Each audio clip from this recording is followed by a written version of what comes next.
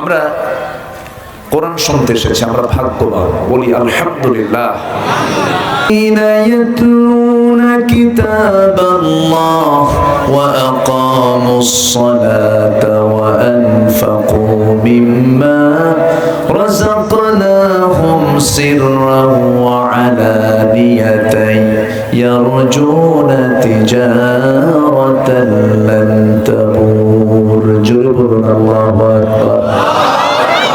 তিনটা কাজের সঙ্গে যাদের সম্পর্ক থাকবে তাদের কোনো লস নাই, মুখস্থ করে নেবেন। নাম্বার 1 হলো আল্লাহর কালাম যারা সুন্দর করে তেলাওয়াত করবে। দাদিরা তেলাওয়াত করেছেন, তাদের যুগে তেলাওয়াত ছিল, কিন্তু আজকে ভাবির যুগে তেলাওয়াত নাই। তেলাওয়াত করবে কখন? উঠিত ঘুম থেকে মাত্র সকাল 11টায়, মাত্র 11টায় উঠে আল্লাহর কালাম যারা তেলাওয়াত করবে তাদের কোনোদিন লস নাই। কারণ ওয়াইদা তুলিয়াত আলাইহিম আয়াতুহু যাদাতুহুম ঈমানান ওয়া আলা রাব্বিহিম ইয়াতাওয়াক্কালুন। কোরআনে কারীম যখন তেলাওয়াত হয় ঈমানদার বান্দাদের ঈমানটা তাজা হয়ে যায়, বৃদ্ধি পেয়ে যায়। তাহলে কোরআন শোনার বরকত হলো, কোরআন তেলাওয়াতের বরকত হলো, ঈমান কমবে না বাড়বে? মরা ঈমান তাজা হয়ে যাবে। কি তেলাওয়াত করলে? কোরআন তেলাওয়াত করলে। নাম্বার 2 হলো وأقاموا الصلاة وأنفقوا مما رزقناهم سرا وعلانية يرجون تجارة لن تبور। নাম্বার 2 হলো নামাজ কায়েমের যারা সংগ্রাম করবে, নামাজ কায়েমের আন্দোলনে যারা নিজেকে শামিল রাখবে। নামাজ কায়েম এক বিষয়, নামাজ আদায় করা এক বিষয়। নামাজ আদায় হলো ব্যক্তিগত কাজ, নামাজ কায়েম হলো সংঘবদ্ধ কাজ। নামাজ কায়েমের কাজ কি সব দল করে নাকি? এই দেশে বহু দল কিন্তু আছে, আছে না? বহু দল আছে। সব দলের বক্তব্য হলো আসুন আমাকে ভোট দিন, অন্ন বস্ত্র শিক্ষা বাসস্থান চিকিৎসা সব নিরাপত্তা দেব, কয় না? ব্রিজ দেব, কালভার্ট দেব, যা চান তাই দেব। কত ওয়াদা করে করে কথাগুলো বলে, কিন্তু কেউ তো বলে না আমাকে ভোট দিলে পরে যদি সংখ্যাগরিষ্ঠতা পাই, নামাজ কায়েমের আন্দোলনের যে মূল, যে আমাদের থিম, মূল যে আমাদের আইডিয়া, রাষ্ট্রীয় পর্যায়ে নামাজ কায়েমের আইন পাশ করব। এটা কি সবাই বলে? তবে বলার মতো দল আছে না নেই বলেন তো? রাগ করতেছেন মনে হয়। হুজুর আপনার লাইন যেন কোন দিকে যায় এরকম ভাবতেছেন নাকি? লাইন কোন দিকে যাচ্ছে না, ইসলামের দিকে যাচ্ছে। যাদের কাছে ইসলাম পছন্দ হবে না তাদের কাছে বেলাইন হবে, কিন্তু যারা ইসলাম পছন্দ করবে তাদের বলবো না এটাই লাইন। আমার বন্ধুগণ, আজকের জুমার দিনে যে পরিমাণ মুসল্লি ছিল সেই পরিমাণ মুসল্লি কি আসলে পাওয়া যাবে নাকি? ফজরে মনে হয়েছিল। একটা প্রশ্ন করব আপনাকে, বলুন তো কোন ওয়াক্তে মানুষ বাড়িতে বেশি থাকে? বলেন। সবচাইতে বেশি মিস হয় মসজিদে নামাজে কোন ওয়াক্ত? বলেন। লোকগুলো যায় কোথায়? না না, চতুর্থ আসমান যায়। তাহলে নামাজ যদি কায়েম থাকতো তাহলে এই চিত্র কিন্তু আমাদের দেখা লাগতো না। সবার চলে যাওয়া লাগতো কোথায়? মসজিদে। একটা শৃঙ্খল জাতি হতো। যে জাতির মধ্যে নামাজ থাকবে সে জাতি কখনো মাদকাসক্ত হবে না। যে জাতির ভিতরে নামাজের নিয়মতান্ত্রিকতা থাকবে সে জাতি কখনো উশৃঙ্খল হবে না, বেয়াদব হবে না। কিন্তু নামাজই তো পড়ে না, মাত্র 5% লোক নামাজ পড়ে। নামাজ নাই, নামাজের ধারই ধারে না,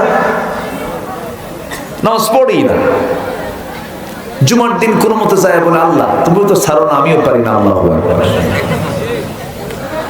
দান সদকার দিকেও তেমন নাই। 7 দিন পকেটের মধ্যে সেনা 2 টাকা ঘোরে, কোনো দোকানদার নেয় না।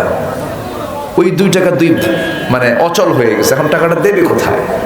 মসজিদে এসে সামনে কানা ফকির থাকে, কানা ফকির, ওই যে মগ থাকে যেটা কানা বাক্স না, ওটা ও তো কোনো কথা কয় না, ওকে আপনি যা দিবেন তাই নেবে। তো ওই সেনা 2 টাকাটা 7 দিন কোথাও চালাতে পারে না, এই দিক ডান দিক বাম দিক তাকায়া ওই বাক্সের মধ্যে দিয়ে বলে, আল্লাহ সব দাও না দাও, রাখার জায়গা নাই। এই হচ্ছে আমাদের ধর্মের প্রতি আমাদের টান। নামাজ নাই তো, অথচ মসজিদ এত বেশি। আমার দেশে পাড়ায় পাড়ায় মসজিদ। এই পাড়ায় কয়টা মসজিদ বলেন? হ্যাঁ, কতগুলো? হ্যাঁ, আগে ছিল কয়টা? আগে কয়টা ছিল? মুসল্লি কম ছিল না বেশি ছিল? আর এতগুলো হয়ে এখন মুসল্লি বাড়ছে না কমছে? কমছে। মসজিদ বৃদ্ধি দরকার না নামাজে বৃদ্ধি দরকার? যার বাড়ি মসজিদ থেকে যত দূর সে মনে হয় পোড়া কপাল, আস্তে খায়। ভাগ্যবান কে বলেন?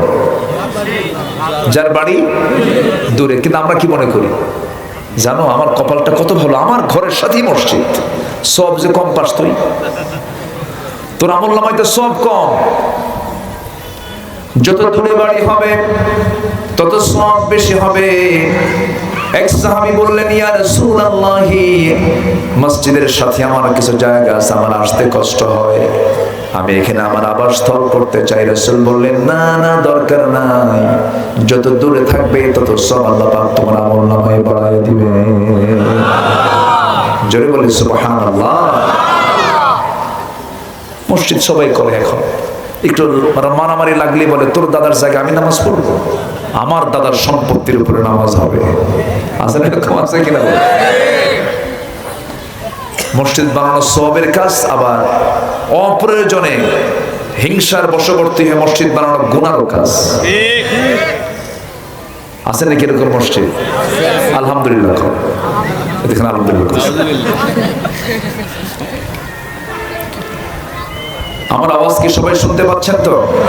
বলি আলহামদুলিল্লাহ। তাহলে আমরা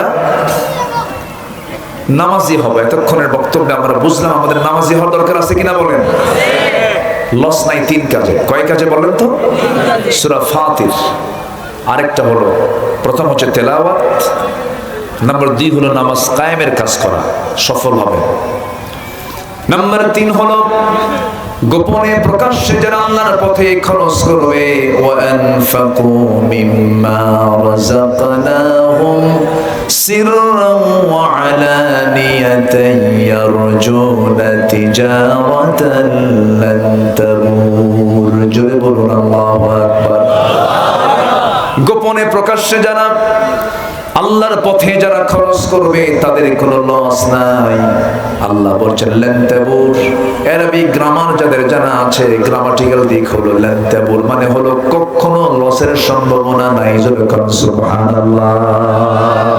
3টা কাজ, তেলাওয়াত, নামাজ কায়েমের সংগ্রাম করা সংঘবদ্ধ হয়ে, আরেকটা হচ্ছে গোপনে প্রকাশ্যে খরচ করা। কার পথে? আসতে বলবেন না, কার পথে? আল্লাহর পথে। এখন এই কাজগুলো করার জন্য চরিত্র তো সুন্দর হওয়া দরকার। জাতিগতভাবে এই জাতি সত্য কথা বলে না মিথ্যা কথা বলে? একটু ভালো করে বলবেন, কোনটা বেশি বলে বলেন? আমাদের সামাজিক যে কালচার, এই সামাজিক কালচারে মিথ্যার পরিমাণ বেশি না সত্যের পরিমাণ বেশি? মিথ্যার পরিমাণটা বেশি, কিন্তু বেশি হওয়া উচিত ছিল কি বলেন তো? সত্য। একজন নবীর জীবনে একজন মানুষ, একজন নবী যার জীবনে কৌতুক কোনো মিথ্যা নাই, তিনি কে? মুহাম্মদ সাল্লাল্লাহু আলাইহি ওয়াসাল্লাম। তাহলে আমার নবী কোনদিন পরিবার চালালেন, সমাজ চালালেন, রাষ্ট্র চালালেন, যুদ্ধ বিগ্রহ করলেন, সমাজ সংস্কার করলেন, রাজনীতি করলেন, সব কিছু করেছেন, কোনদিন কি মিথ্যা বলা লাগছে? আর আমরা যে কাজে যাই সেই কাজে কি মিথ্যা খুঁজি না? মিথ্যার দিকে আমরা যাবো না। জোরে বলি ইনশাআল্লাহ।